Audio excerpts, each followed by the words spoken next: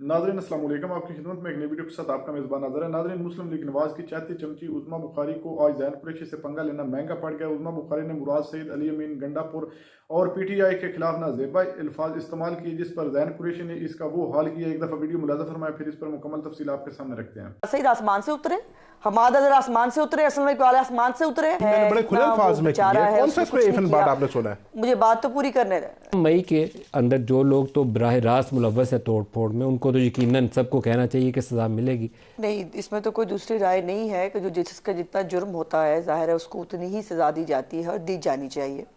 और ये जो फौजदारी कानून है उसका ये बाकायदा तौर पर एक कॉम्पोनेंट है कि फ़ौजदारी कानून में हर एक के एक्ट के मुताबिक उसको सज़ा मिलती है।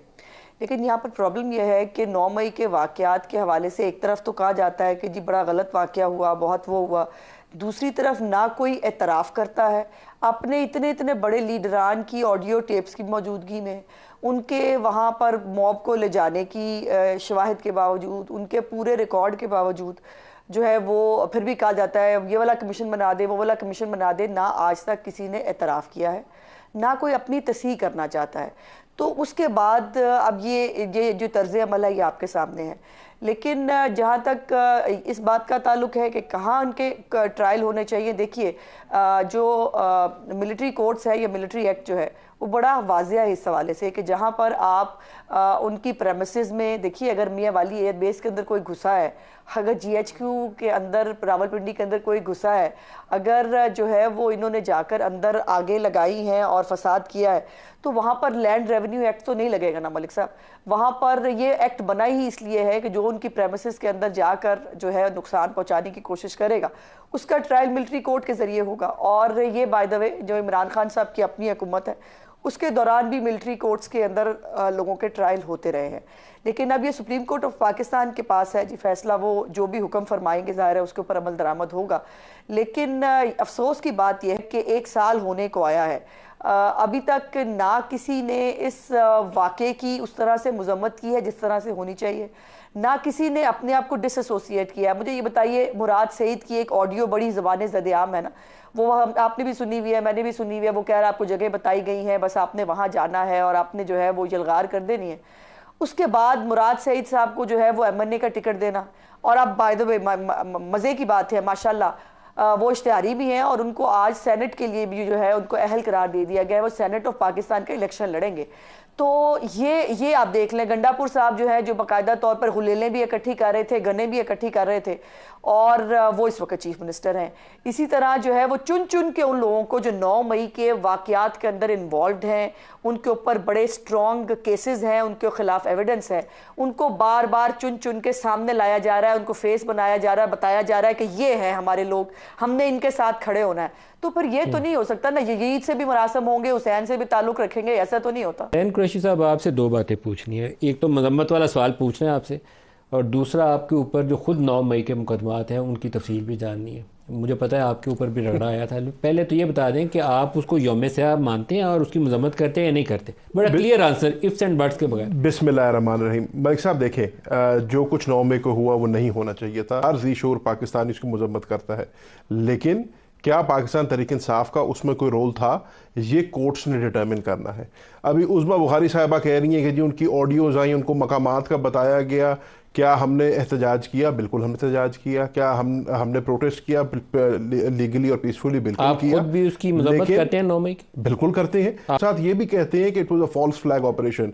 पाकिस्तान तहरीक इंसाफ ने ना कभी पहले किसी तंसीबात के अंदर घुसने की कोशिश की है, ना पहले कभी जलाओ घराव किया है। 9 मई का आपके ऊपर मैं उस पर भी आता हूँ, मैं सिर्फ इनकी 2-3 बातों का वो कर रहा हूँ।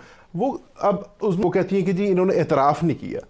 कौन इस मुल्क में एतराफ़ करता है? मियाँ मोहम्मद नवाज शरीफ साहब कन्विक्ट हुए हैं, उनकी तो कन्विक्शन ओवरटर्न हुई है ना। क्या मियाँ मोहम्मद नवाज शरीफ ने कभी अपनी कन्विक्शंस के बाद एतराफ़ किया कि हाँ मैंने जो किया था गलत किया? आपको पता, मैं तो on public record having said कि ऐसा नहीं होना चाहिए। हमें अपने लीगल सिस्टम को पोलिटिसाइज नहीं करना चाहिए, पॉलिटिकल वेपनाइज्ड टूल की तरह नहीं इस्तेमाल करना चाहिए। मैं बात जो कर रहा हूँ वो मैं इनकी जवाब दे रहा हूँ। वो कह रही हैं कि जी मुराद सईद साहब को आज आपने सेनेट की टिकट दे दी है। भाई अगर मियां मोहम्मद नवाज शरीफ साहब कन्विक्ट होकर वापस पाकिस्तान आ सकते हैं, उनको वीआईपी प्रोटोकॉल मिल सकता है, एक कन्विक्टेड फेलन को एयरपोर्ट पर जाकर उसके बायोमेट्रिक्स हो सकते हैं, तो मुराद सईद तो एक बुनियादी सा कानून है ना, इनोसेंट अंटिल प्रूवन गिल्टी। आपने मुराद सईद को अभी तक कन्विक्ट तो नहीं किया किसी चीज़ में, आपने उसके ऊपर इल्ज़ामात लगाए हुए हैं। ये कह रही है साल से ऊपर चला गया, तो बदकिस्मती ये है कि साल से ऊपर हो गया और अभी तक कोई एविडेंस सामने नहीं आ सका। मियां मोहम्मद नवाज शरीफ साहब ने मियां मोहम्मद शहबाज शरीफ साहब ने अपनी पहली तकरीर एज वज़ीर आज़म ये कहा कि जी 9 मई के वाक़यात में जो बंदे गलत मुलव्वस हुए हुए हैं उनका कम अज़ कम हम चाहेंगे कि दूध का दूध पानी का पानी हो, जिसने कोई गलती की है उसको ज़रूर कैफर किरदार पहुँचाना चाहिए। लेकिन हज़ारों ऐसे लोग हैं, ख़वातीन हैं, बच्चे हैं, नौजवान हैं, बुजुर्ग हैं, जो आज जेलों के अंदर पड़े हैं, साल होने को आया है, कोई फैसला नहीं। पहले आप बताएं आपके ऊपर कोई दहशतगर्दी के कौन कौन से पर्चे? मेरी बात, मैं आज लाइव प्रोग्राम में इतना बड़ा दहशतगर्द बिठाए हुए, अल्लाह खैर करे, कौन कौन से मुकदमा? मैं आपको आज बताता हूँ कि 9 मई को आपके भी इल्म में है, मैं कराची आगा खान अस्पताल में था, मेरी वालदा का इलाज, उसी दिन मेरी वालदा की सर्जरी हुई थी और मेरे वालिद मखदूम शाह कुरैशी साहब भी और मैं भी, हम किसी प्रोटेस्ट में नहीं हैं, हम किसी जलाओ घिराव में नहीं हैं, हमने कोई दहशतगर्दी नहीं की, लेकिन उसके बावजूद भी मेरे ऊपर जो है 6 मुकदमे पहले थे 780A के, और 13 मुकदमों में मुझे 3 दिन पहले फिर अरेस्ट वारंट मेरे जारी हुए। और उसमें नोयत क्या क्या किया आपने, कहाँ कहाँ हमला किया? उसके अंदर तो सर कोई 23 चार्जेस हैं, मोबाइल चोरी से लेके दहशतगर्दी तक हर चीज मेरे ऊपर। हमला कहाँ कहाँ डाला हुआ ये बताएं, मोबाइल चोरी छोड़े।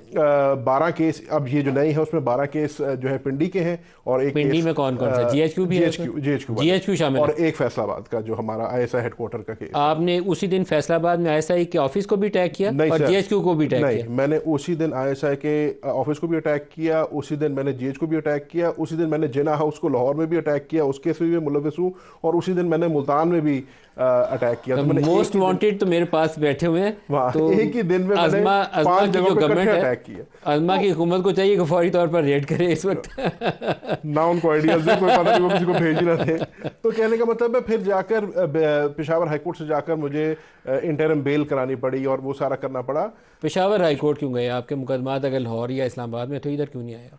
क्योंकि इधर मैं आ नहीं सकता था, वो रेस्पॉन्स इशू हो गए थे ना, तो फिर ऑब्वियसली मुझे ऐसी जगह पर जाना पड़ा जहाँ मुझे लग रहा था कि थोड़ी सी कोई सिक्योरिटी जो है मिल जाएगी, सिक्योरिटी मिल जाएगी, यहाँ तक मतलब कोर्ट तक जाना जो है ना आसान हो जाएगा। इंटरेस्टिंग है, वैसे मैं इसकी एक्सप्लेनेशन नहीं आपसे चाहूँगा। अज़मा बीबी, ये पाकिस्तान में ये हालात नहीं पैदा होने चाहिए। आई विश के ना वो 9 मई वाला सानिया होता, सानिया है वो बहुत बड़ा अफसोसनाक वाक़या है, और ना ही उसके बाद जो कुछ पाकिस्तान तहरीक इंसाफ के बहुत सारे सियासी रहनुमाओं के साथ हुआ, वो भी जो कुछ हुआ नहीं होना चाहिए था।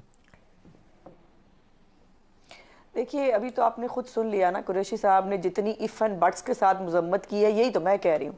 मुराद सईद इतना मासूम है, बड़े खुले अल्फाज में बेचारा है, कौन सा इसमें इफ एंड बट आपने सुना है? मुझे बात तो पूरी करने दे, ज़ैन में बात कर लूँ?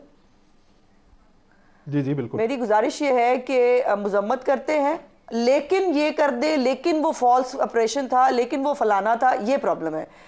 मुराद सईद को किसने रोका हुआ है? मुराद सईद को बाहर ले आना, बहुत मासूम है, उसने कुछ नहीं किया, उसका कोई लेना देना नहीं है, उसको छुपाते क्यों फिर रहे हैं? उसे कहे बाहर आ जाए, बाहर आके कानून के सामने सरेंडर कर दे। आखिर औरतें, बच्चे, दूसरे जिनका आपको आज ख्याल आ रहा है, वो इतने दिनों से जेल में है ना। मुराद सईद आसमान से उतरे, हमाद अजहर आसमान से उतरे, असलम इकबाल आसमान से उतरे कि उनको आपने छुपा के रखा हुआ, उनको आप बाहर नहीं आने देते। जब कुछ नहीं किया तो बाहर ले आओ ना भाई उनको, पहली बात। दूसरी बात यह है कि ज़ैन की मेरा ख्याल है याददाश्त थोड़ी सी कमज़ोर है, मैं इसको रिफ्रेश कर देती हूँ।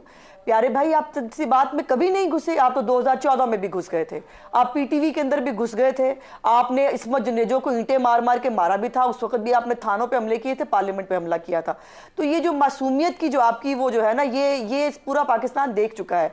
वो हर मौके के ऊपर आपको फसाद बर्पा करना है, हर मौके के ऊपर आपको लोगों के सर फाड़ने हैं, हर मौके के ऊपर कोई एहतजाज मजाल है जो ये आराम और सुकून से कर सकते हो। मैं भी इजाजत, एक मिनट, मुझे बात पूरी करने दीजिए। सवाल है मेरा आपसे, मुझे बात पूरी करने दीजिए। मेरी एक इस्तदा है आपसे। आपने पीटीवी स्टेशन और पार्लियामान के ऊपर, पार्लियामान की दीवारें टूटी थी, पार्लियामेंट उस वक्त इन सेशन थी। मैं आज भी आपसे सदा करता हूँ, आज भी आपकी हुकूमत है, उस वक्त भी आपकी हुकूमत थी। आप जो रियल मास्टरमाइंड्स थे 2014 के, जिन्होंने पीटीवी स्टेशन पे और पार्लियामान पे हमला किया था या करवाया था, उनको ओपन ट्रायल के जरिए सजा के अमल से गुजारें। आइंदा कभी 9 मई पाकिस्तान में नहीं सर, इसमें एक और हिम्मत क्या करें। ऐड करें। अज़मा बीबी कह रही है कि मेरी हुआ ना, याददाश्त नहीं, एक कमजोर है, मिनट, अपनी भी मेरी याददाश्त बात हो छोड़ रही है, दी। मेरा भी सवाल ले लेना, मेरा भी सवाल।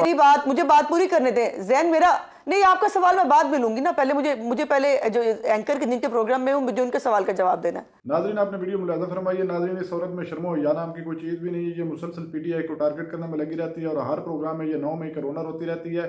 मैं आज नदीम मलिक साहब की जरूरत को भी सलाम पेश करता हूँ और जैन कुरैशी ने भी इसके साथ जो किया है वो बिल्कुल ठीक है और उन्होंने हकीकियाना इसको दिखाया है। जिस तरह मेरे ऊपर 9 मई के मुकदमा दर्ज किए गए हैं, हत्या कि मैं 9 मई में था ही नहीं, हत्या कि उस वक्त मेरी वालदा का ऑपरेट था तो मैं तो उधर था, और इतने जो ज़िले हैं मुख्तलिफ डिस्ट्रिक्ट में मेरे ऊपर जो है वो मुकदमात हो गए 9 मई, हत्या कि वो 9 मई में मुलवस ही नहीं था।